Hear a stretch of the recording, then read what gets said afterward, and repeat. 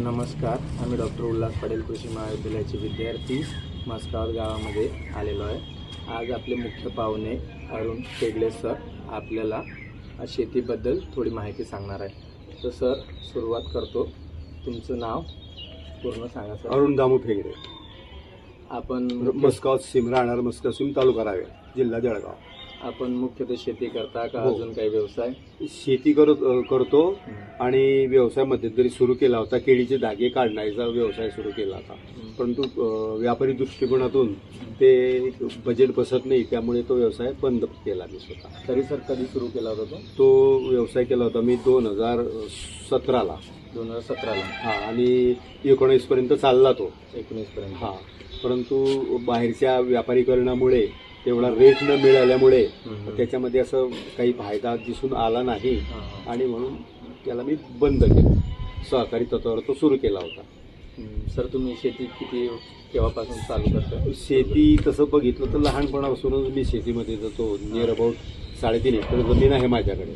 त्या जमिनीमध्ये मुख्य आता या भागामध्ये कॅश क्रॉप म्हणून कापूस आणि सेकंड याच्या फळबागमध्ये केळी असते। केळी आणि कापूस हे 2 पिकं मी जास्त घेत असतो। यावर्षी फक्त हळदची लागवड केली। यावेळेस तुम्ही ट्राय केलेली आहे। केळीला नैसर्गिक आपत्ती 3-4 वर्ष झाले नैसर्गिक आपत्तीच्या भोवऱ्यात सापडते आणि आपलं फास्ट कल्टिवेशन सुद्धा निघत नाही आणि म्हणून त्याच्यासाठी जमिनीमधलं कंदवर्गीय पीक घ्यावं किंवा त्याला नैसर्गिक आपत्तीपासून धोका राहणार नाही, म्हणून या दृष्टिकोनातून मी त्या पिकाकडे वळलो। आता सध्या तुमचं वय काय सर? 69। आणि तुम्ही मागची किती वर्षापासून करताय शेती समजा? म्हणजे जवळजवळ मला एक असं पकडा की 22-23 वर्ष। 22-23 वर्षापासून शेती करताय आपण। आपलं शिक्षण काय झालेलं आहे सर? मी BSc केलेलं। BSc ॲग्री केलेलं आहे? BSc agri. यस। कुठं सर? नागपूरला, नागपूर कॉलेजला। डॉक्टर आपला पंजाबराव कृषी विद्यापीठ। आपल्याकडे 3.5 एकर जमीन आहे। आपण मुख्य कोणकोणती पिके घेतो नेमकं? कापूस आणि केळी। कापूस आणि केळी आणि रब्बीमध्ये हरभरा। रब्बीमध्ये। आणि आपण केळी किती लावतो सर? केळी 5-6 हजार प्लॅन्ट। 5-6 हजार प्लॅन्ट। किती एकरात? ते 2.5 एकरामध्ये। 2.5 एकरामध्ये। आणि राहिलेल्या जागेत कॉटन। आणि सर आता केळीला समजा तुम्ही जेव्हा लागवड केली पहिल्यांदा तर किती खर्च आला होता? त्यावेळेला खर्च म्हणजे ज्यावेळेला टिश्यू कल्चर नव्हते त्यावेळेला आपण कंदाची लागवड करत होतो आणि त्या कंद लागवडीला शेणखत, आपण ज्याला मटेरियल म्हणतो की फर्टिलायझर, आणि त्याचं सर्व नांगरटी, वखरटी, टिलर, माती लागवड करणे, याला टोटल यायचा 65 ते 75 रुपये एका प्लॅन्टला। 65 ते 75। आणि तेव्हाचं सर वातावरण वगैरे सुटेबल होतं? त्याचं वातावरण त्यावेळेला सुटेबल होतं। केमिकलायझेशन खूप कमी असल्यामुळे पिकावरती इतर रोग जे होते केळीवरती हे जवळजवळ येत नसत त्यावेळेला। आणि त्यावेळेला टिश्यू नसल्यामुळे ती बाग 1.5 वर्षापर्यंत चालायची। एक बाग 1.5 वर्षापर्यंत चालायची, कारण की ती लोकल व्हरायट्या होत्या त्या। ऊती संवर्धनाचा अजून त्यावेळेला शोध लागलेला नव्हता। आता आपण जेव्हा शेती पहिल्यांदा सुरू केली तेव्हा काही अडचणी आल्या होत्या? अडचणी तर शेती आहे, शेवटी उद्योगच शेती आहे। शेती अडचणीशिवाय शेती नाही। बरोबर आहे। आणि जो अडचणीवर मात करेल तो खरा शेतकरी। की मग कर्ज काढणे हे तर शेवटी सपोर्ट आहे। शेतीला शेवटी सपोर्ट लागतो, कारण की प्रत्येक शेतकरी हा भांडवली नसतोच। बरोबर आहे। भांडवल जरी असलं तरी शेतीमध्ये आधी भांडवल टाकावंच लागतं, त्याच्याशिवाय शेतीमधून पैसा येणार नाही। आणि म्हणून बँकिंग असो, विविध कार्यकारी सोसायटी असो, यांच्या मदतीनं किंवा यांच्या आपण कर्ज काढू, त्याच्यानं आपण शेती करतो आणि जी येईल शेतीमध्ये ते मार्च महिन्यात त्यांना देऊन टाकायचं। उरलेलं जे राहील ते आपलं कौटुंबिक आहे, आपला संसार आहे आणि पुढील शेतीचं नियोजन त्याच्यामध्ये करत असतो। आणि तुम्हाला शेती करायचा सर विचार हा अगोदरपासून होता का नंतर आला? नाही, शेती हे वडिलोपार्जित असल्यामुळे वडील सुद्धा शेतकरी होते आणि म्हणून पेशा आपला पहिल्यापासून शेतकरी वर्गातले असल्यामुळे त्याला एक आवड आहे, आपल्याला आवड होती। आवड आहे। आता तुम्ही शेती करण्यासाठी कुठून प्रशिक्षण वगैरे घेतलं का प्रयोग करून बघितलंय? मी स्वतः जास्त प्रयोग केले। स्वतः प्रयोग केले, प्रशिक्षण घेतले परंतु प्रशिक्षण नॉर्मल घेतले, नॉर्मल एक घेतले म्हणून घेतले. बाकी स्वतः इन माय सेन्स माझ्या बुद्धीनं जे मला आवडलं तेच मी शेतीमध्ये केलं आणि त्या अनुभवावरती मी 1000 लोकांना माहिती सांगू शकतो. कोणत्याही प्रश्नाला उत्तर आपल्याकडे आहे. फील्ड अबाउट द फील्ड किंवा त्याच्यामध्ये माती तपासणी आहे, जैविक खतं आहे, त्यांचा वापर कसा करायचा, माती तपासणीला काय फायदा होतो, हे इतर शेतकऱ्यांना जर आपण जे कमी शिकलेले आहेत, कमी 10वी शिकलेले आहेत, पारंपरिक शेती करतात किंवा माती तपासल्यामुळे काय फायदा होतो आणि जैविक खतं वापरल्यामुळे जमिनीचा कसा सुधारणा होते, यांचं आपण एक पोहा ग्रुपिंग सिस्टीमनं करत असतो किंवा त्यांना फायदा व्हायला पाहिजे. बरोबर आहे, त्यांना अनुभव यायला पाहिजे आपल्या अनुभवातून म्हणजे आपल्या खासगी अनुभवातून त्यांना जर आपण सांगितलं तर त्यांना एक बेटर आहे व्यक्ती, कारण की हा अनुभवी आहे ना, हा त्याचे अनुभव सांगतो आहे. एका शेतकऱ्याने दुसऱ्या शेतकऱ्याला अनुभव सांगणे म्हणजे खूप इफेक्टिव्ह फील्ड वर्क होतं. बाकी कोणी टीचर असेल, कोणी सायंटिस्ट असेल, तो जरी शिकवत असेल परंतु शेतकरी वर्ग त्यांच्यावर तेवढा विसंबून राहत नाही जेवढा शेतकरी संभाषणामधून विसंबून. बरोबर. तरी आपण जेव्हा सुरुवातीला केळी लावली होती तेव्हा किती गुंतवणूक केली होती अंदाज? केळी ज्या वेळेला सुरुवातीला लावली त्यावेळेला 5000 केळी लावली आणि समजा एका झाडाला मी तुम्हाला बोललोच की 65 रुपये एका झाडाला खर्च. मग 5000 गुणिला 65 एवढी गुंतवणूक झाली. आता खूप साऱ्या अडचणी आल्या असतील, त्याच्यावर मात कशा प्रकारे? आता अडचणी भरपूर येत आहेत, कारण की कसं आहे नॅचरल कॅलेमिटी किंवा नैसर्गिक आपत्ती सध्या वारंवार सुरू आहे. याला एकच कारण आहे वृक्षतोड. वृक्षतोडीमुळे एरेशन बिघडलं, हीट ऑलरेडी निर्माण झाली आणि केमिकलायझेशन जास्त झालं. जळगाव जिल्हा हा ऑलरेडी कमी अधिक पावसाचा प्रदेश आहे. हा कमी अधिक पावसाचा प्रदेश आहे कशावरून? तर हे आपण जर लहान शेतकऱ्यांना सांगितलं त्यांना ते पटतं की कमी अधिक पावसाचा प्रदेश जरूर आहे. इन सायन्स कमी अधिक पावसाचा प्रदेश पण कशावरून आहे आणि अनियमितता या पावसामध्ये का निर्माण होते?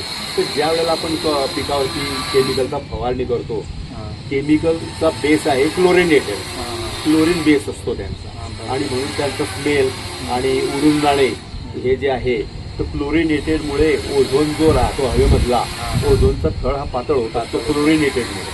आणि ज्या ठिकाणी ज्या एरियामध्ये फवारणी जास्त होत असते त्या स्पेसिफिक एरियामध्ये ओझोनचा थर कमी होतो, जाडी त्याची कमी होते. जाडी कमी झाल्यामुळे त्या ठिकाणी पावसाचं प्रमाण कमी होतं. हा माझा स्वतःचा निष्कर्ष आहे आणि याला मी पुष्कळशा भूवैज्ञानिकांना विचारलं तर त्यांनी माना ठेवलं की नाही, यू आर ए राईट. बरोबर आहे. इव्हन मी तुम्हाला सांगतो की या भागामध्ये विहिरींची संख्या पहिली होती, आता नाही. आता कसं आहे मॉडर्निलिटी आहे की चालवा एका रात्रीमध्ये बोर करायचं आणि पाणी ओढायचं. तर मी त्यांना विचारलं भूवैज्ञानिकांनी, बोर आपण करतोय त्याच्यात 10 हॉर्सपॉवर 15 हॉर्सपॉवर 20 हॉर्सपॉवरचा पंप टाकला तर खाली तर काही गंगा नदी नाही आहे किंवा गंगा नदीमध्ये पंप टाकला ना कंटिन्यूवर पाणी येत आहे. तर या पाण्याची जमिनीमधले पोझिशन काय आहे की ते पंपावरती कंटिन्यू पाणी येतं. तर 10 लोकांना विचारलं जल सर्वेक्षणवाल्यांना, तर मला दोघांनी सफिशियंट समाधानकारक उत्तर दिलं. 8 लोकांना देता आलं नाही. कंटिन्यू जर पाणी पंप तुमचा ओढतोय तर खाली गंगा नदी तर नाहीच ना. नाही. बरोबर आहे. शेवटी खाली जमिनीमध्ये जे थर आहे त्याच्यामध्ये वाळू असो, खडक असो, माती असो, त्याच्यामधून पाणी जर वर येतं आणि कंटिन्यू पाणी वर आपण घेतो आहे, ब्रेक त्याला नाही. तर या मधल्या जमिनीच्या रचना काय आहे पाण्याची तर त्या दोघांना सांगता आलं आणि मला समाधान मिळालं.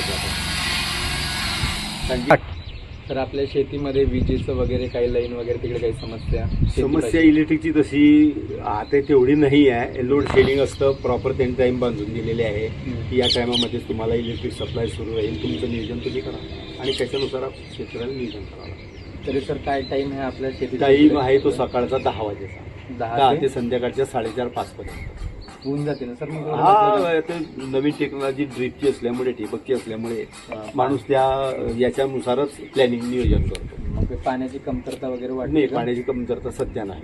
सध्या नाही आहे. हा, कारण की रावेर तालुक्यामध्ये 2 नद्या आहेत. एक सुकी नदी आहे, दुसरी तापी नदी आहे. दोन्ही नद्यांवरती डॅम बांधलेला आहे आणि त्यांचा बेनिफिट या जवळजवळ 80% गावांना आहे. 80% गावांना आहे त्यांचा. आणि आपल्या शेताला जाण्याचा रस्ता वगैरे कच्चा रस्ता आहे, मधला शिवरस्ता.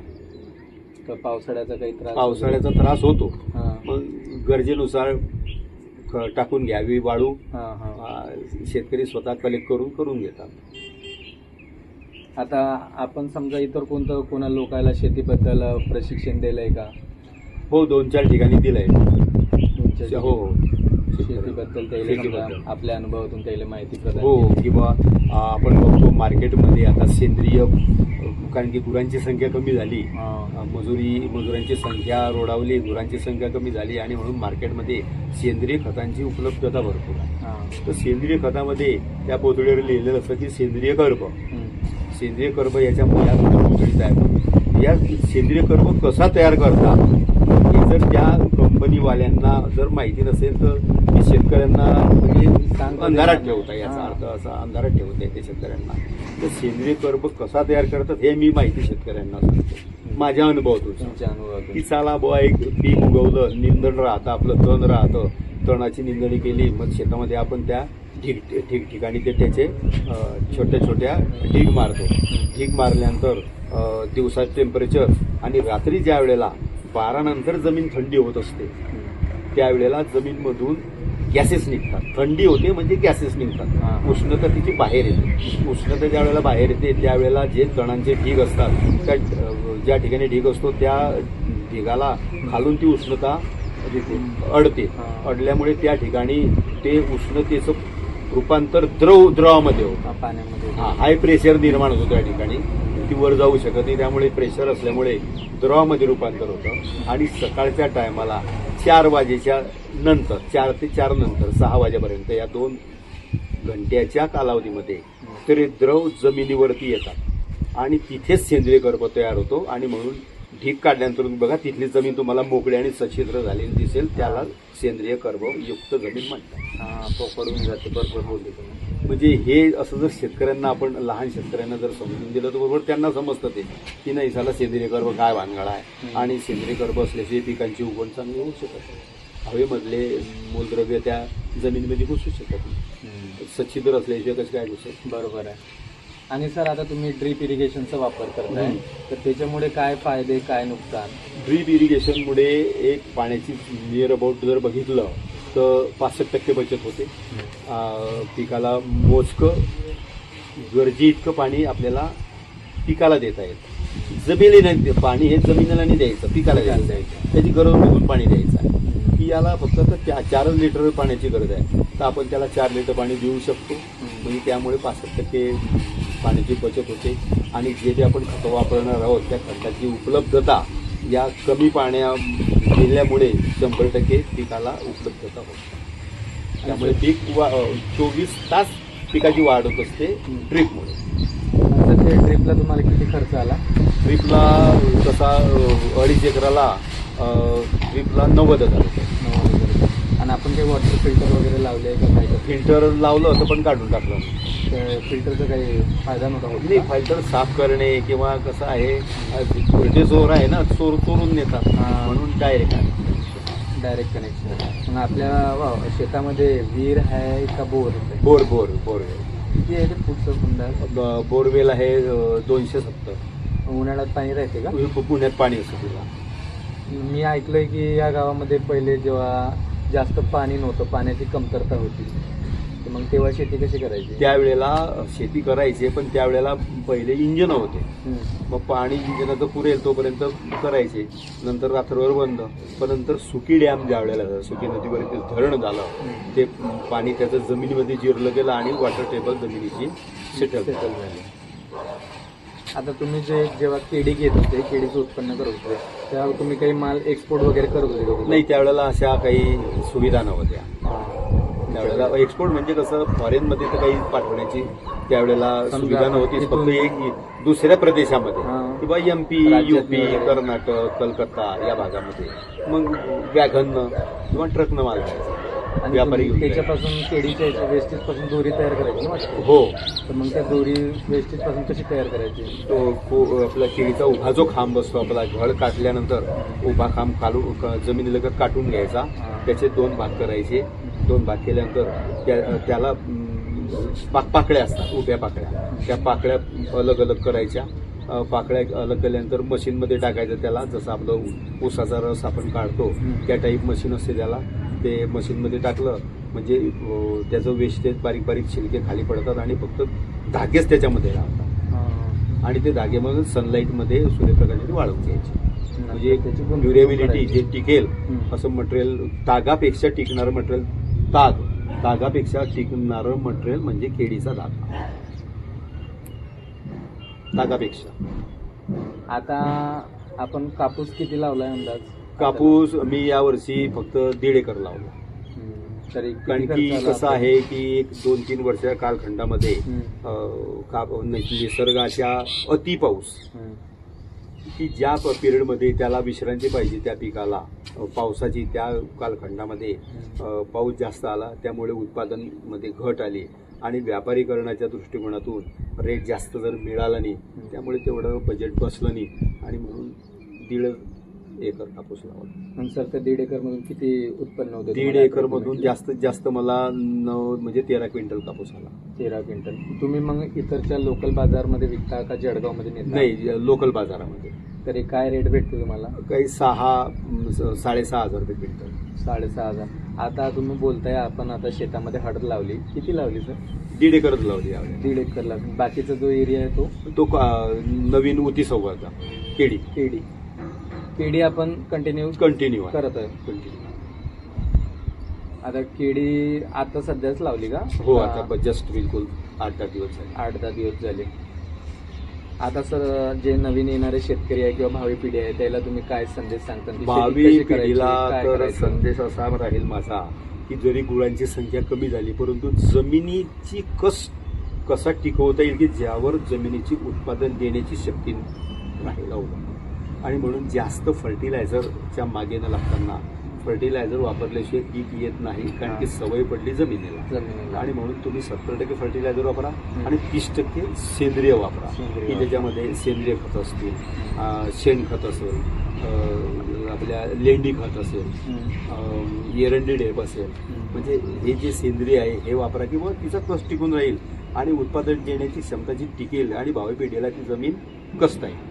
हे आता तुम्ही हे सगळं सांगताय सर, हे उपक्रम तुम्ही तुमच्या शेतीमध्ये वापरले? बिलकुल. केव्हापासून वापरताय सर? नियर अबाउट 20 वर्ष झाले. 20 वर्ष झाले तुम्ही लावता. याचा फायदा सर, जसं कमी पहिले एवढं उत्पन्न व्हायचं, आता एवढं होत आहे. जमिनीचा माझा कस कायम राहिला त्या गोष्टीमुळे.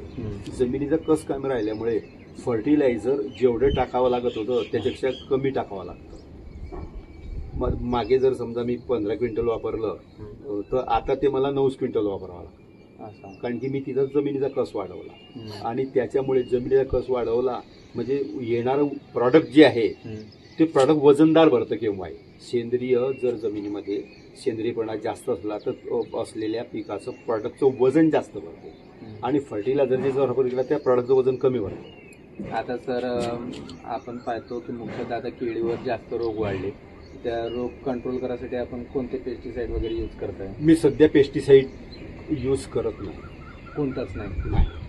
फक्त एक, त्याला निंबोळी पावडर टाकणे त्या शेतीला, आणि निंबोळी पावडर सोबत मिक्स करून तंबाखू मिक्स करायचा आणि टाकायचा. म्हणजे खोडकिडा असो, करपा असो, पनामा असो, या गोष्टीपासून म्हणजे रिपेलंट किंवा ह्या गोष्टी अवॉइड करतं. या 2 गोष्टी जर टाकल्या, आता जसं घरामध्ये मॉस्किटो कॉईल लावलं म्हणजे मच्छर बाहेर निघून जातात, तसं हे जर टाकलं तर कोणताही शक्यतो व्हायरस किंवा बुरशी येत नाही. सर, आपल्या शेतीला कंपाऊंड वगैरे काय आहे का? नाही, कंपाऊंड नाही. इकडे काही जनावर वगैरे त्रास नाही? जनावरांचा तसा रानटी जनावरचा त्रास नाही या भागात. त्या भागात नाही. जसे कसे आता आपले वानर, माकडं वगैरे ते सिजनेबल जंगलात काही नसलं तर येतं, अदरवाईज निघून जातात. अदरवाईज येत नाही गावात नाही, काही येत नाही. आता या शेतीपासून जे आपण करतो त्याच्या उत्पन्नामुळे आपल्या घराला काही आधार, काही सपोर्ट, काही फायदा? शेवटी कसं आहे, भारत हा कृषीप्रधान आहे आणि शेतीवरतीच अवलंबून आहे सर्व गोष्टी.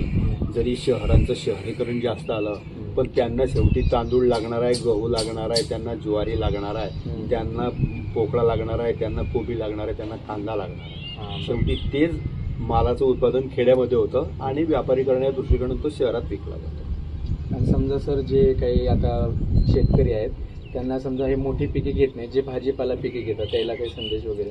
भाजीपाला पिकं घेत असताना ज्या घरामध्ये मॅनपॉवरची संख्या जास्त आहे त्यांना भाजीपाला अधिक परवडतो. कारण की भाजीपाला शेती ही 24 घंटे लक्ष देणारी शेती आहे आणि म्हणून भाजीपाला त्यांनी करा आवश्यक, त्यांच्यावरून त्यांना प्लसमध्ये राहतात.